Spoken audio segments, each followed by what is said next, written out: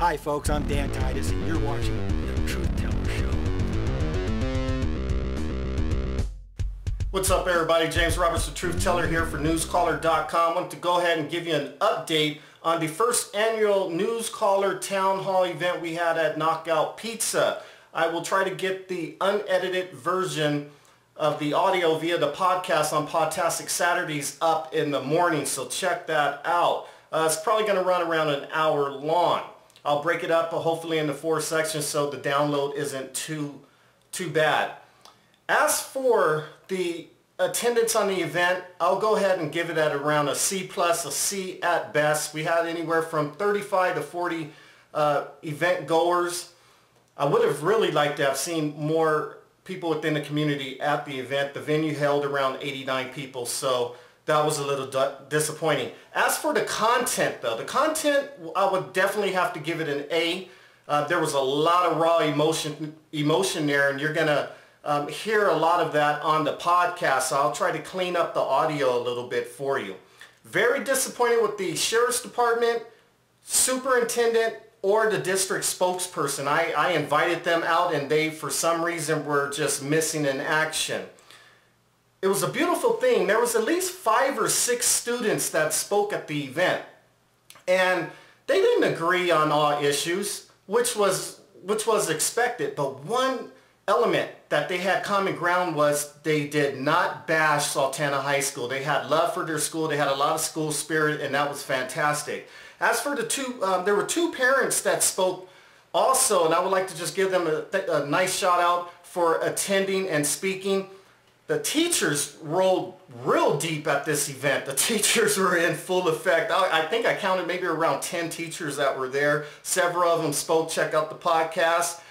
Also, I got to give a big shout out to Hesperia Unified Teachers Union. They were definitely in effect, kind of hiding out in the corner, but you could tell they were listening to the event very closely. Now, here was the kicker. I got kind of thrown off. You know, I'm the truth teller, so I got to give it to you raw. I got kind of irked a little bit. As you watch my promo video, I did not want to invite any elected officials because they wouldn't speak candidly. But guess who came in the house and threw me for a loop? Mr. Russ Blewett, councilman for Hesperia, came in there. And if anyone knows, the councilman and I, we have had many occasions of verbal sparring. And on the podcast, you're going to hear some exchange there. But after the event, we sat down maybe for around 20 minutes.